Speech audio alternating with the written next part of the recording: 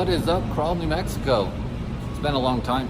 My apologies. I've been buried in work and family and new chapters in my life, so I really haven't been editing. So that's my apologies. I thought I'd kick off this new year, this new season with things that I've done in the last year to the Jeep and plans I have for the Jeep, plans I have for the channel. Just kind of touch base with everybody and say hello.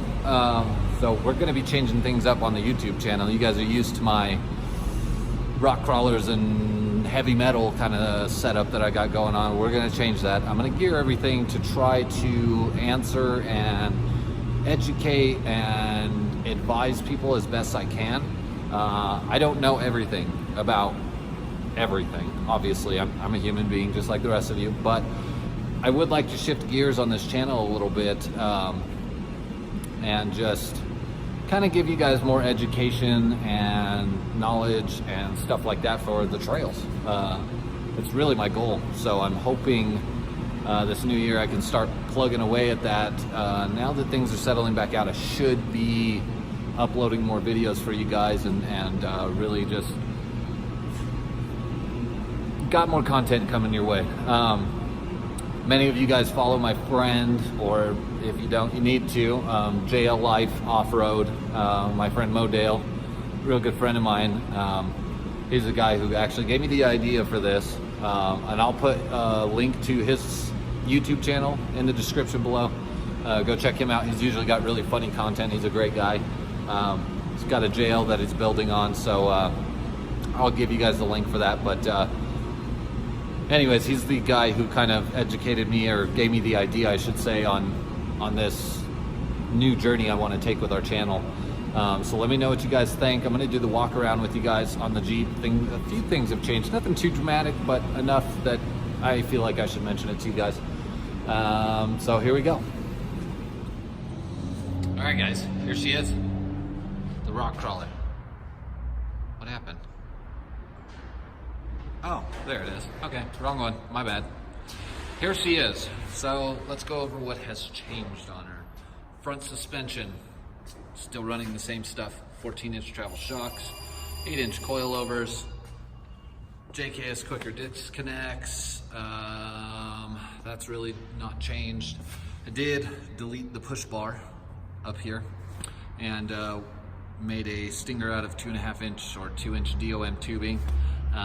Can't remember off the top of my head, but I mean, it's girthy and it's DOM. So I did that because when we went to Moab, I actually stood this thing up on the front axle pretty hard and was a little terrified that it'd go over. So I decided to add this in, so that way, should I get too crazy of an angle, I've got this to somewhat try to help stop me from completely going over.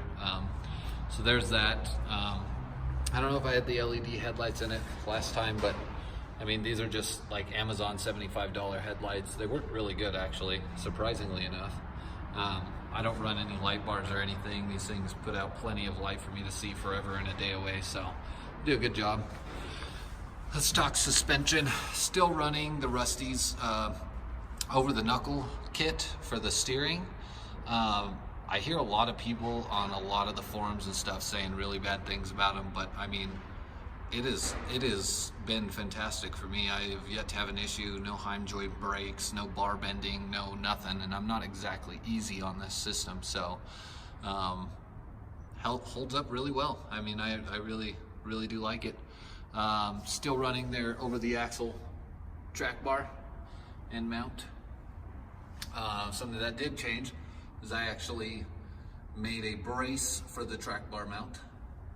I kind of mutilated some things wheeling. The track bar brace was, the track bar mount was actually moving a whole bunch, so I was having a whole bunch of play in my steering.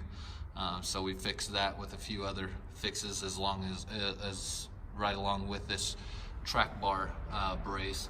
I did put a steering box brace in here. And I mean, I didn't see a world of difference, but it definitely helped out, so that has changed as well. Still running my Trust Dana 30, nothing crazy here, 48 gears and axles. That's doing good. These Terrain Tough ball joints, I've been running them for almost a year now. And they've just been taking their ass whoopings. They're doing a good job. They're doing what they're supposed to do.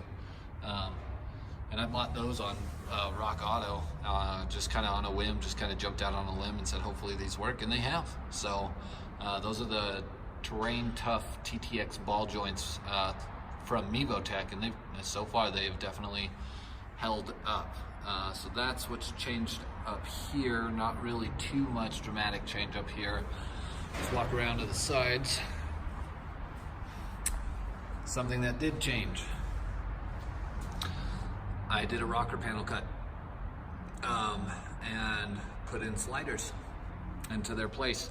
Now I did, my friend Modale, he runs actually the page known as JL Life Off-Road. He got some new rock sliders, and these are his factory sliders that I cut down to length and welded in place of my factory rocker panels, because my rocker panels are all smashed in. And I mean, this isn't super thick, hardcore, you know, 1/4 inch thick material, but it is thick enough that it is definitely probably 100 times stronger than what was here before. So that has been good so far. I haven't gotten to test them out yet. This just got done about a week ago, so we're gonna see how it pans out for me. Walking around to the back, I did add some rear quarter panel armor, so that's cool. My buddy, he's on Instagram, @LizaDesigns. He sold me these panels for really good price. And you're supposed to bolt them onto the body, but I just went ahead and used some 1/2 inch rivets and riveted it to the body, and it seems to be, I mean, it doesn't vibrate, so I don't know how it'll hold up on the trails. We'll find out. Wheels, that did change. Mickey Thompson's Simulock wheels. No, these are not real bead locks. Yes, that ring comes off, but they are not a true bead lock. They're just more fancy than anything. I went from a 8.5 wide to a 10 wide with these wheels, so I've got a little bit more stance now, nothing too crazy, still working. I mean, I can't really tell a difference off-road. It's not like it's crazy better or anything. It didn't do anything for me, but I just like the way they look. Still running my Dynapro MTs. They're still holding up. They still got a lot of life on them. Measured them out last weekend, 14-30 seconds, so they're still holding up. I did delete my rear tire carrier. That did happen. Did end up deleting this whole tire carrier system, smooth the bumper out. Just because I run a roof rack when I go out of town, and I usually strap the spare to it, and that's what I do there. In the back here, I haven't really changed too much. I did drill out my leaf springs. So the leaf springs are now drilled out to a 7/16 tie bolt, and I don't know if you can see them, but we're going to try. So see that? See how much bigger that is? It's almost the same size as my U-bolt.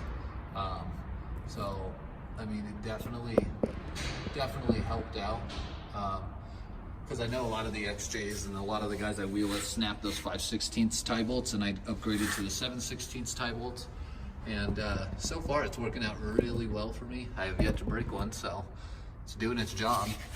Other improvements, I did go to a Bilstein 5150 reservoir shock in the back.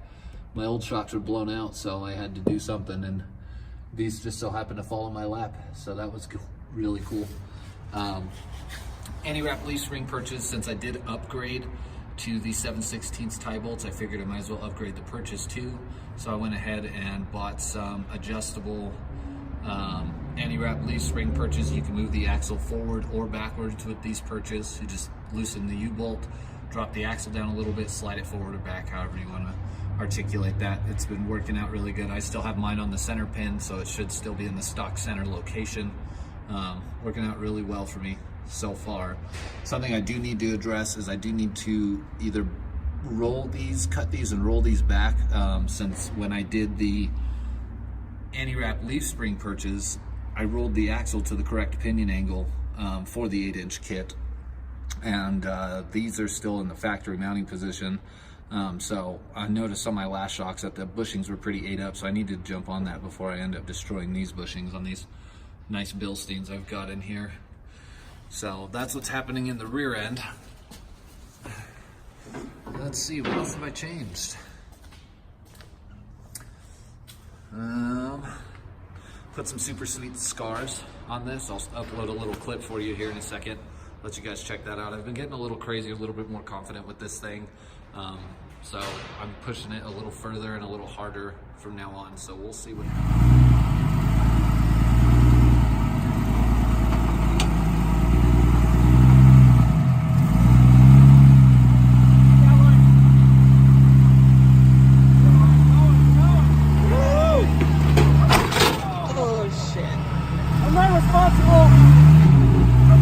It's just a side mirror.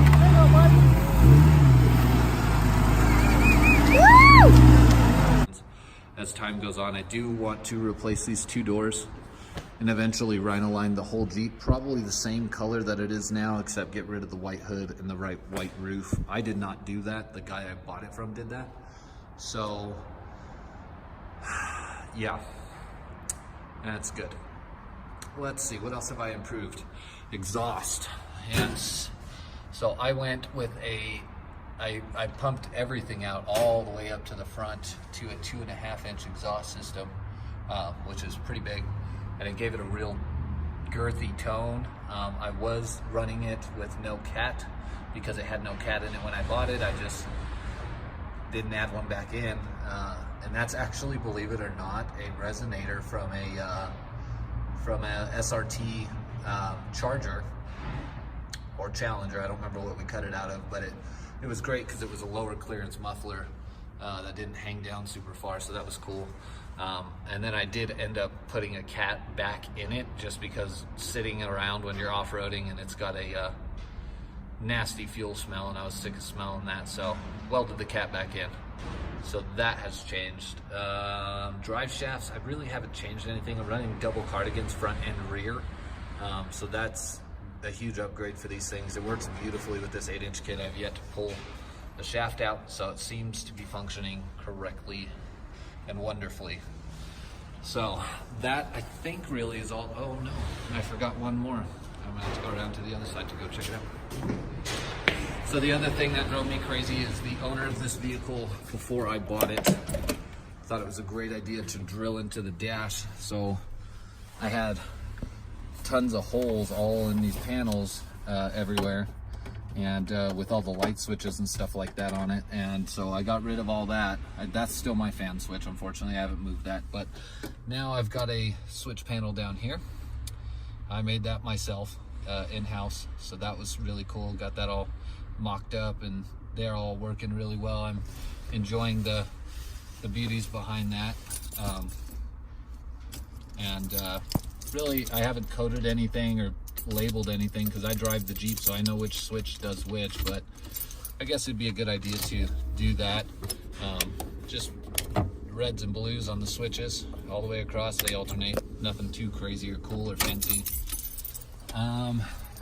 Headliner, I don't know if I showed you guys this when I did this, but I did put a headliner in it, and it is pretty cool. I like it. It's very Southwest. A lot of people give me crap for it, but I think it's super cool. I like it. So I think that's really all I've done lately to the Jeep. We covered the braces. We covered the track bar. Oh yeah, frame stiffeners.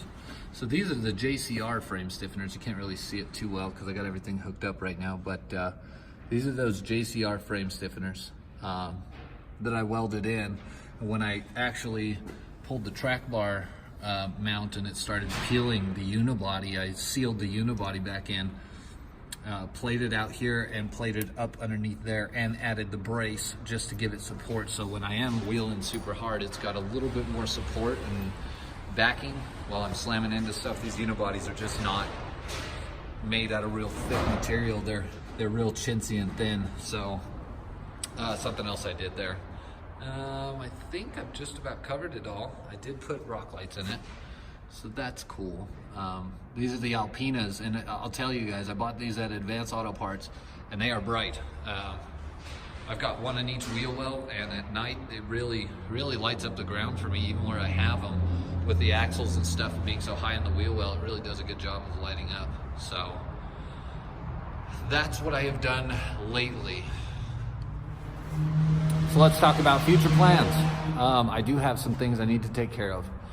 I am running the Rough Country Off-Road long arm system. It's been a good kit short of really the bushings. I mean, the bushings are really killer and everybody knows that about the Rough Country. Now, Rubicon Express does, I'm sorry, not Rubicon Express. Curry Enterprise has the Johnny joints, and I am actually very soon going to replace those flex joint ends with the Johnny joint ends. I've heard of several people doing this now. Got to find my paper here. Oh, that's wonderful. I don't know what I did with that.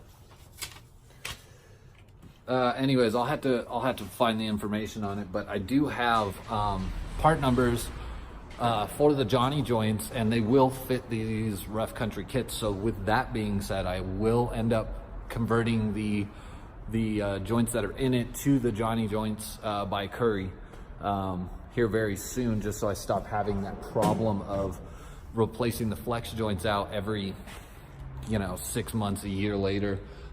Sometimes I've heard people blowing these things out within weeks, a couple wheeling trips, and all of a sudden they're no good. So I'm going to try to get that upgrade done, and I'll try to do a video, guys, for you guys. But I mean, it's pretty straightforward. You drop the long arms out of it and put the new ones in it, and that's about it.